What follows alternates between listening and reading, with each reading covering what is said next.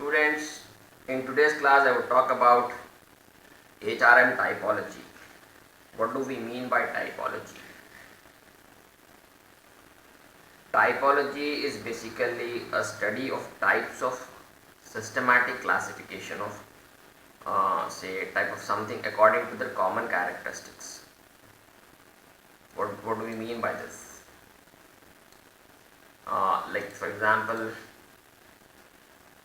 when we classify animals according to their eating habits, that is typology. We say that flesh eating animals versus plant eating animals. So flesh eating animals is one of the typology. This is basically a typology of types of animals. So this is all about the word typology. I just wanted to clarify about the word typology. So coming to the human resource management typology, this is basically we are classifying the activities performed by human resource department based on the characteristic. Here we have basically divided these activities into 4 quadrants.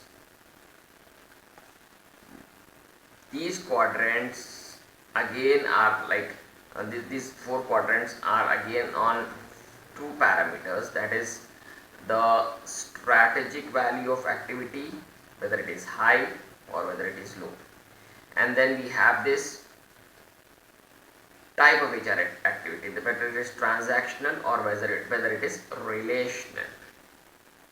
So coming to these quadrants, how we have classified, why have we classified it these ways? This way we will come to know as we proceed further. So by this, what do we mean? First let me talk about quadrant 1. In this quadrant we have activities that are important for the human resource executives. We have performance enhancement, we have recruitment, interviewing, employee relations, labor negotiations, executive compensation, and employee development. The quadrant 1 is more of a relational type of quadrant, and it is high in terms of strategic value of activity. So what do I mean by this? For example, how are these 4 activities different from the other quadrants, activities of other quadrants? As we see, say the first quadrant, that is these activities are in particular to they are pertaining to the human resource executive. They are very important for human resource executives. The high strategic value or relationship, because here we can see that this quadrant 1 in high in terms of strategic value, and it is high in terms of relationship. So these activities of the first quadrant, they directly influence the ability of the firm to execute the competitive strategy successfully. For instance, when there is an unhealthy relationship between the firm and the workers, if this quadrant is high in terms of relationship, because if there is these activities are high in terms of relationship and strategic value. What I was telling about was, if there is an unhealthy relationship between the firm and the workers, then that leads to restrictive work rules and resistance towards flexible work arrangements.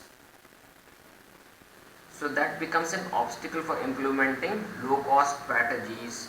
Similarly, if any business strategy is implemented, that there is a chance that strategy fails. So in order to make the strategies work, the business strategies work, it is very important for the HR executives or the human resource executive or the employees working in the HR department to concentrate on these activities. First thing is over here is performance enhancement. If the employee is working, they need to be they need to be appreciated. Their performance has to be evaluated from time to time, and if they are not performing well, they need to be they need to get they have to develop the employees, they have to give them the training. And then the second activity is recruitment interviewing. This activity is more of a relationship, and it is high in terms of strategic value because if the recruitment activity is interviewing is done as per the strategy of the project of the company. For example, if a company has a project of developing a certain software and the recruitment interviewing is being done rigorously, then we'll be able to, if the HR department does the recruitment interviewing rigorously, because anyways the technical round will be taken by the operations manager. Other than that, if the HR department is concentrates much more on interviewing, then this helps in implementing the long-term business goal of the company to implement good software. I'm just giving an example of a software industry. So what happens is the implementing any strategy depends on this quadrant. In any business strategy by the organization depends on this quadrant, that is to recruit good employees by interviewing. Then we have employee relations.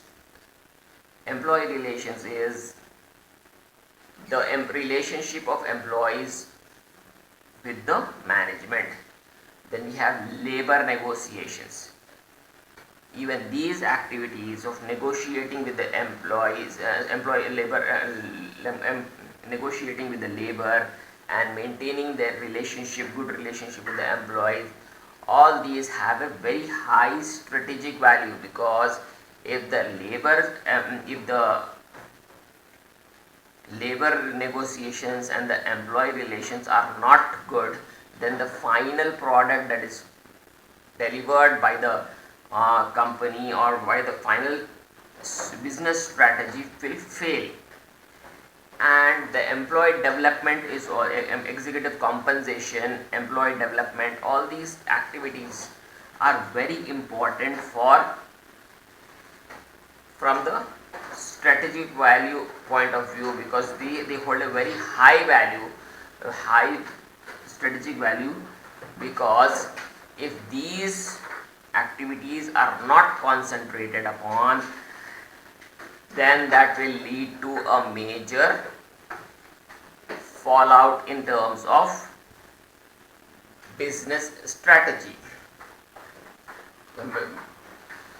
So coming to the quadrant 2, these activities are also high in terms of strategic value, but they are more of transactional in terms of the type of HR activity. These are a part of quadrant 2: staffing planning, benefits planning, retirement planning, and compliance. So these activities, like what is staffing planning? For example, if a company gets a huge project of developing certain software, I'm talking again about giving this example of software industry. So if we have a company that is into development of softwares, and say if they are staffing, before interviewing they need to plan how many resources are required to implement the project, and the benefit planning, that is how many what benefits are going to be given to the employees. We have to plan their retirement, we have to plan the compliance, we have to set the compliance in the at the initial stage itself. So what do we mean by compliance? Compliance is the rules and regulations, implementations of rules and regulations. So quadrant 2 is more of activities that are pertaining to high value in terms of strategic value, and they are more of transactional things. These things like staff, planning the staff, and retirement planning, benefit planning, all these activities are uh, done by the core leadership. These set of activities ensure that the key people are available for executing the firm's key strategy in future. So this strategy is not at present, it's more of a futuristic strategy. Now coming to the third quadrant, that is low in terms of strategic value, and it's more of a transactional thing. The third quadrant involves activities like payroll, benefit administration, retirement administration, employee records, relocation administration, recruitment information processing. So these activities, the firm must perform these activities accurately with the cost efficiency, and these activities have to be done on time. These are more of transactional activities. These have to be done on time. Payroll has to be generated on time. Retirement administration has to be done on time, and recruitment information has to be rolled out on time. Relocation is if an employee wants to relocate. All these activities have to be done. These are a part of the quadrant 3, and these are low in terms of strategic value, and they are more of transactional, because generation of payroll is on a monthly basis or on a weekly basis depending upon the organization. So these are more of transactional values. The last quadrant, that is the quadrant 4, here it is low in terms of strategic value, and it's more of a relational it's more of a relationship type of a HR activity, that is employee assistance program. The last quadrant, that is this quadrant, involves low strategic value, as I've already told, and it is more of a relationship program. The activities involved in this quadrant demand significant relationship skills like trust, confidentiality, and like we have concern for employees, employee welfare and all that. So these activities have a less influence on the ability of the firm to execute its strategy. So for example, if there is employee assistance program, if we have a huge project at hand, and if the employee assistance program is not that much functional, even then it will not have a huge impact on the main business strategy of the organization. So this is all about the typology of human resource management. Thank you.